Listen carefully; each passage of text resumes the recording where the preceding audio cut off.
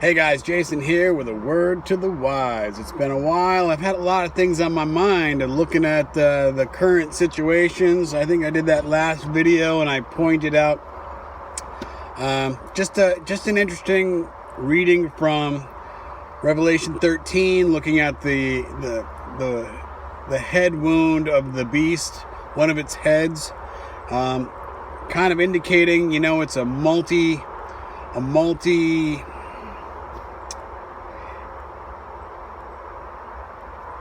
heads, meaning kind of to the point of like more than one character involved in the scenario. A different head would mean a different personality to me. Excuse me, I just ate lunch with a bunch of hot sauce, so I'm trying to keep my lips from being too numb. Maybe not the best idea. After that kind of a head wound situation from last week, what did we see shortly after? They had that big data situation that hit around. Interestingly, it kind of took a lot of attention away from, what everybody was looking at, questioning. Not a lot of answers. A lot of information that people didn't want or care about. Kind of the ridiculous natures, but like when you had serious questions, kind of gets you nowhere. But a data situation like that, just from like saying it was an update, some people saying it was some sort of it was done intentionally with bad intentions, but showing how everything is somehow tied together. Airports and your refrigerator are all on the same system in some way through Microsoft. Who was running Microsoft, who created Microsoft? Well, you had Slick Willie Gates. He stepped down. Is he fully out of the picture? Does he still know a lot of people on the inside? Probably. Kind of like Leave the World Behind, that movie. A lot of people have pointed towards that. It's a big data thing. I always looked at that movie and I said, well, if you watch the movie very carefully, you never see an enemy. It's all systems that are able to be run by computers. The ship crashing into the beach, automated. Teslas all down that one street crashing into each other, automated. Airplanes falling out of the sky, well, I've seen for 20, 30 years how airplanes can land themselves. You don't even have to have a pilot. They have certain easy systems. Look at drones and how they're used in full-size airplanes. On and on and on. But interesting how, if you've ever, I watched Terminator 3 because Terminator 2 was such an amazing movie for its time. Way early 90s, I believe. I can't remember exactly what year that was. 91, 92. Way ahead of its time. Top-notch movie. And then Terminator 3 came out. And I think it was called Rise Against the Machines or Rise of the Machines. They're not the same director, lower budget, not as great quality of CGI and everything. And you figured that it would be better, but I think they made so much on Terminator 2 that they wanted to ride that as fast as they could into anything, And now the Terminator movies have gone a lot further. But in Terminator 3, if you watch it, by the end, there's all these computer issues and problems and all these bad characters, actors, whatever in the world that are causing this. Is it hackers? Is it a country, doing some sort of an attack on America? No, it seems to be worldwide. How could they do this? We have a computerized AI system that will turn on that will help defend us from the enemies. And as soon as they, get to a point where they just can't wait any longer, they turn it on. And all of a sudden, the AI takes over and that whole Skynet issue begins. And it's just like, how do we know what's happening? Who is behind these so-called problems? Because I believe if you do a little bit of research and dig back to the very first computer virus, guess who made it on accident? Slick Willie Gates. He was working at a water treatment plant, I believe, and he was trying to write code, and he accidentally did something. But then he goes on making computers, and then he has, then he brings to the forefront, the need of virus software, firewalls, blah, blah, blah. And look who's been, in the limelight for quite some time now, ever since the convict has kind of backed out. You've seen him back out of the whole situation, but doesn't mean he's gone.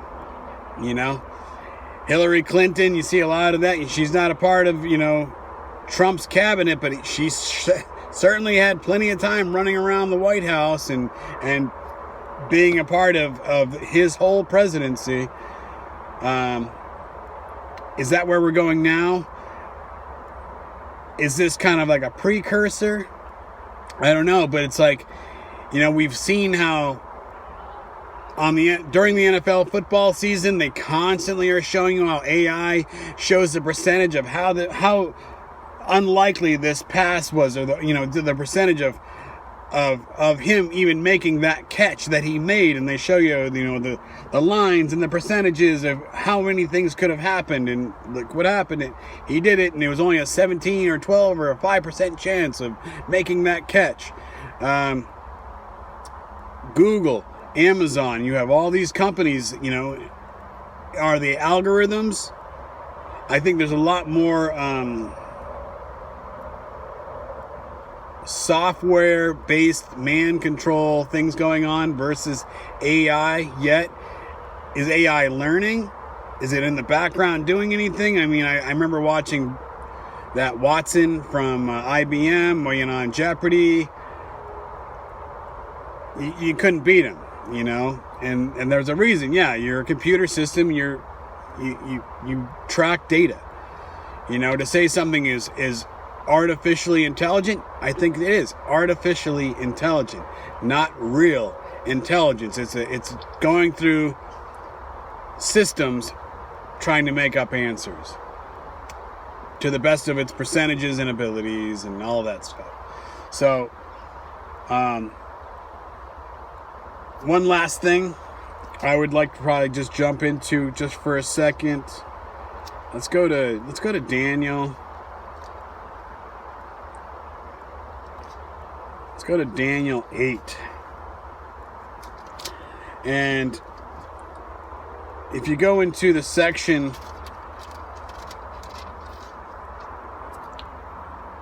where Daniel sees the vision, and then for the second half of the chapter, when I, Daniel, had seen the vision, I sought to understand it, and behold, there stood before me one having the appearance of a man, and I heard the man's voice between the banks of the Ulai, and he called Gabriel. And he called, Gabriel, make this man understand the vision. So he didn't know what he had just seen.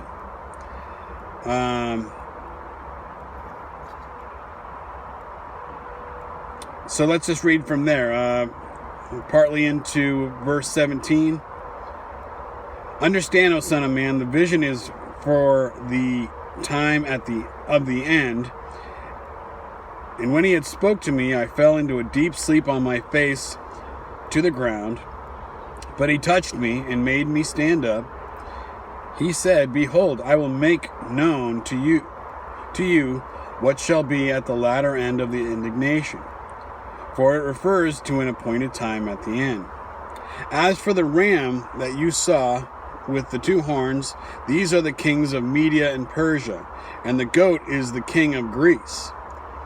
And the great horn between his eyes is the first king.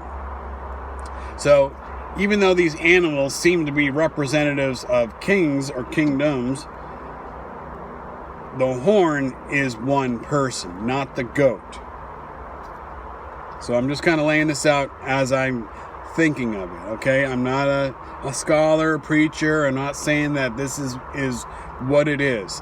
But I was always making that meme picture, and it showed Biden as a ram, and I had the ram Biden's face on the ram and then Trump on the goat. And it's interesting that in this, the goat tramples the ram and goes on, and the rams out. So here Biden has just succeeded running for president. He's backed out, and Trump has now come with the ear wound and is said to be more powerful than ever. Even though there's a lot of questions that aren't getting answered, people aren't asking, and they're just everybody's going their own directions all of a sudden. Again, in my own personal opinion.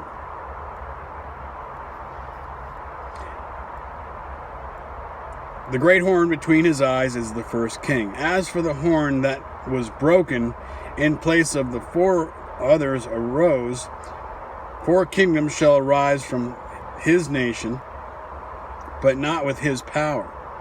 At the latter end of their kingdom, when the transgressors have reached their limit, a king of bold face, one who understands riddles, shall arise. His power shall be great, but not by his own power. He shall cause fearful destruction, and shall succeed in what he does, and destroys mighty men and the people who are the saints. By his cunning he shall make deceit prosper under his hands, and in his own mind he shall become great. In his own mind he shall become great. Yeah. Without warning he shall destroy many, and he shall even rise up against the prince of princes, and he shall be broken, but not by human hands. The vision of the evening and the morning the vision of the evening and the morning that has been told is true, but seal up the vision, for it refers to many days from now. So, what does that mean?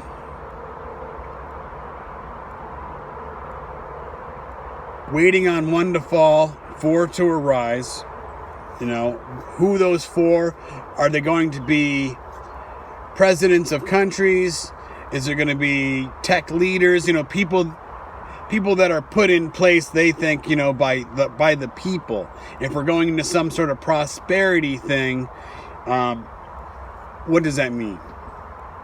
Is it going to be like an Elon Musk, somebody that's bringing forth truth and technology and power back to the people? Is it Trump? Is it, Trump and somebody from the timepiece land, and say somebody from, other powerful regions? We'll say it like that, because here again, I don't know. And then, Daniel 11. That's something to keep in mind, because it eventually reaches to that point.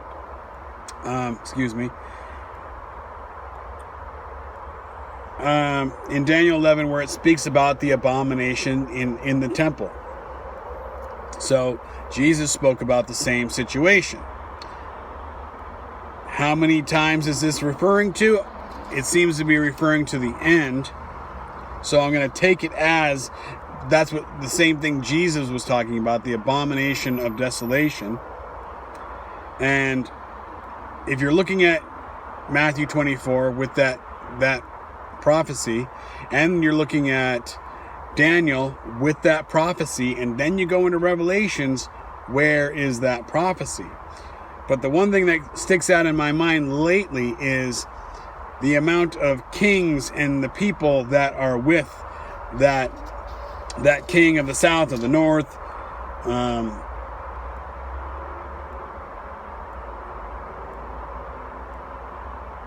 How it speaks about them sitting at the same table.